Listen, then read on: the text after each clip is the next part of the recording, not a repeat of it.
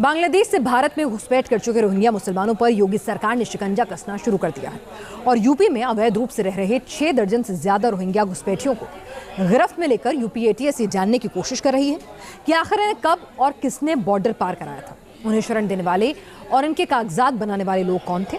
UP ATS के इस action ने रोहिंग्या और बांग्लादेशी घुसपैठियों में खलबली मचा दी है। देखिए इसी पर ये रिपोर्ट।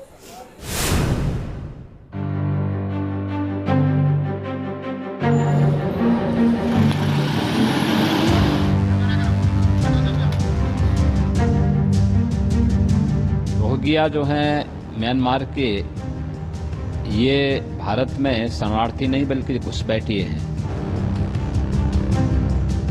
यूपी में योगी सरकार की जीरो टॉलरेंस नीति ने प्रदेश के सिंडिकेट अपराध की कमर तोड़ कर रख दी है और सीएम योगी का हंटर अब यूपी में अवैध रूप से रहने वाले रोहिंग्या मुसलमानों पर भी जमकर चलने लगा है। रोहिंग्या मुसलमानों के खिलाफ यूपी एटीएस की बड़ी कार्रवाई। अवैध रूप से रहने वाले 72 रोहिंग्या मुसलमान गिरफ्तार। करीब 1 महीने पहले यूपी में रह रही रोहिंग्या और बांग्लादेशी घुसपैठियों को लेकर योगी सरकार ने झुग्गी झोपड़ियों का सर्वे शुरू कराकर घुसपैठियों को बेनकाब करने का मिशन शुरू किया था और इसी क्रम में सोमवार को यूपी एटीएस ने रोहिंग्या मुसलमानों के खिलाफ एक बड़े ऑपरेशन को अंजाम दिया, जिसके तहत पश्चिमी यूपी के 6 जिलों में एक साथ छापेमारी कर अवैध रूप से रहने वाले 74 रोहिंग्या मुसलमानों को गिरफ्तार कर लिया गया, जिसमें मथुरा से सबसे ज्यादा 31 रोहिंग्या पकड़े गए, अलीगढ़ से 17, हापुड़ से 16, मेरठ और गाजियाबाद से 4, वहीं सहारनपुर से 2 रोहिंग्या मुसलमान गिरफ्तार किए गए। मिल रही जानकारी के मुताबिक यूपी एटीएस को काफी समय से इन जिलों के अंदर रोहिंग्याओं की मौजूदगी की जानकारी मिल रही थी, जिसके बाद इस ऑपरेशन को अंजाम दिया गया और पकड़े गए रोहिंग्याओं के पास जो डॉक्यूमेंट्स मिले हैं उनकी जांच की जा रही है, क्योंकि योगी राज में माफियाओं के साथ साथ ही घुसपैठियों के लिए भी कोई जगह नहीं है। रोहिंग्या जो हैं म्यांमार के, ये भारत में शरणार्थी नहीं बल्कि घुसपैठी हैं और जो लोगों की सहानुभूति रोहिंग्या के प्रति है उन लोगों से पूछा जाना चाहिए कि इन लोगों के द्वारा म्यांमार में किस निर्ममता के साथ निर्दोष हिंदुओं की हत्याएं की गई, बौद्धों की हत्याएं की गई, आतंकियों से संबंधों के तार इन तक जुड़ रहे हैं। दुर्भाग्य है उस सब के बावजूद भी अगर कोई रोहिंग्या को भारत में शरणार्थी के रूप में स्थान दिलाने की वकालत कर रहा है तो मुझे लगता है कि अच्छी स्थिति नहीं। अवैध रोहिंग्या घुसपैठियों को फर्जी कागजों के जरिए बसाने के रैकेट जम्मू से लेकर अलीगढ़ तक सामने आ चुके हैं और केंद्रीय गृह मंत्रालय की रिपोर्ट के मुताबिक देश में 40,000 से ज्यादा रोहिंग्या मुसलमान अवैध रूप से रह रहे हैं।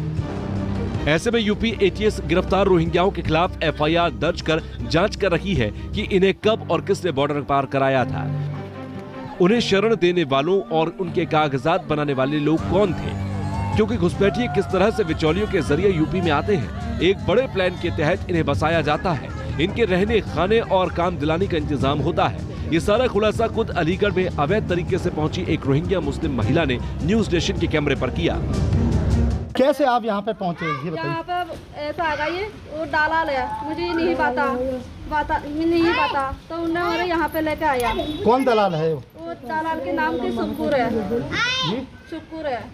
अच्छा, तो वो आपको किस तरह से कैसे रास्ता उसने पास कराया वहाँ से बताइए। वहाँ पे रास्ता से ऐसे पार गया है, उन्हें कह रहा दलाल जो कह रहा उन्हें कह रहा यहाँ पे इंडिया में शांति है, सुकून से रहने पाएगी और वहाँ पे सब चीज सस्ता है, तो इसलिए किया वहाँ पे जान बचाने के लिए यहाँ पे मजबूरी हालत में आया। हिंदुस्तान की सुरक्षा के लिए खतरा बनते जा रहे रोहिंग्याओं पर नकेल कसने के मिशन के तहत योगी राज में रोहिंग्याओं पर कार्रवाई हो रही है और रोहिंग्याओं के खिलाफ योगी राज के इस एक्शन से वहां के मुस्लिम लोग भी खुश नजर आ रहे हैं। हम लोग क्या करेंगे, हम अपने देश के हम क्या खाएंगे, हम कहीं बाहर जाने के नहीं, आने के नहीं।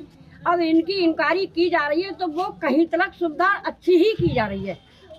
तो क्या आप मानती हैं कहीं न कहीं योगी सरकार के द्वारा जो इनके खिलाफ जो लगातार अभियान चलाया जा रहा है उसको सही मानती हैं? हम तो सही मानते हैं, बिल्कुल सही मानते हैं। हम नहीं चाहते हैं कि बाहर विदेश का आदमी हमारी मजदूरी को छीने, हमारी रोजी को छीने। हम कहाँ जाएं, हम क्या खाएं, ये बताइए आप। तो देखिए ये निश्चित ही देखिए, जिस मोहल्ले में यहाँ पे रोहिंग्या रहते हैं वहीं ये रहती हैं बगल में।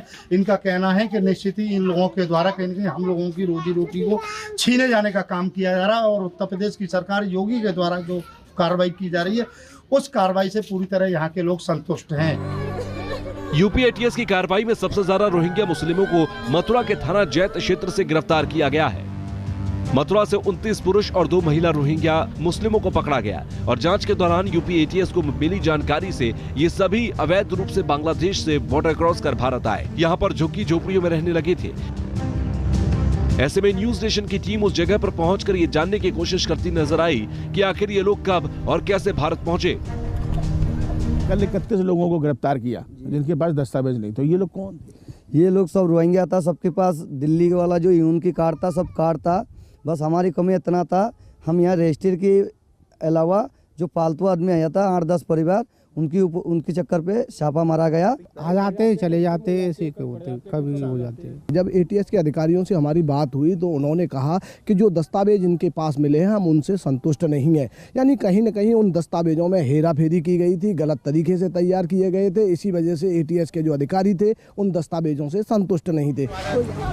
मथुरा की तरह आगरा को भी रोहिंग्या मुसलमानों ने अपना अवैध ठिकाना बना लिया और जब यूपी एटीएस ने इनके खिलाफ कार्रवाई शुरू की तो फिर जांच में इन सभी के पास किसी तरह के वैध दस्तावेज नहीं मिले, जिसके बाद पुलिस ने सभी आरोपियों को विदेशी अधिनियम के तहत गिरफ्तार किया और इनके खिलाफ मुकदमा दर्ज कर लिया गया। कहाँ रहने वाले हैं आप? बर्मा के, म्यांमार बर्मा के हैं। बर्मा। भारत कैसे पहुँचे? भारत वहाँ जुल्म कर रहा है इसीलिए पहुँच गया। वहाँ मेरा माँ बाप खत्म कर दिया। भारत यहाँ आया था, हमारा वहाँ पे माँ बाप सब भाई बहन सब निर्यातन हो रहा, काट रहा, मार रहा, जुल्म हो रहा। इसलिए हमारा पति और सब कुछ यहाँ छोड़ के यहाँ आया था जान बचाने के लिए। हमारा कागज वगैरह कंप्लीट थे आप लोगों के? किसको ले गया आपके यहाँ से? हमारा पाती और एक ननद था, एक ससुर था, वो भी ले गया। कह रहा था खाट दिखाओ। इन्हीं में ही ये लोग रहते हैं और इन्हीं में ही निवास करते हैं। यहाँ कबाड़े का काम करते हैं, कुछ लोग रिक्शा चलाते हैं, छोटे छोटे काम करते हैं। लेकिन एटीएस ने जब इनसे पूछताछ की, जब इनके कागजात देखे, जब इनको गिरफ्तार किया तो उचित कोई सही दस्तावेज साक्ष्य जो है वो सामने नहीं आ पाए और यही वजह है कि एटीएस ने लगातार अब कार्रवाई कर रही है। इससे पहले अप्रैल 2023 में मुरादाबाद पुलिस ने जब 4 रोहिंग्याओं को गिरफ्तार किया था तब खुलासा हुआ था कि फातिमा नाम की महिला 17 साल पहले बांग्लादेश के रास्ते भारत में अवैध तौर पर दाखिल हुई थी। शादी करके मुरादाबाद में फर्जी नाम से रह रही थी और इसी तरह से सैकड़ों रोहिंग्या यूपी के अलग अलग इलाके में अवैध तरीके से रह रहे हैं, जिनकी तलाश अब यूपी एटीएस ने तेज कर दी है, क्योंकि योगी राज में घुसपैठियों की कोई जगह नहीं है और योगी सरकार बांग्लादेश से भारत में घुसपैठ कर चुके रोहिंग्या मुसलमानों पर शिकंजा कसना शुरू कर चुकी है। Team news nation.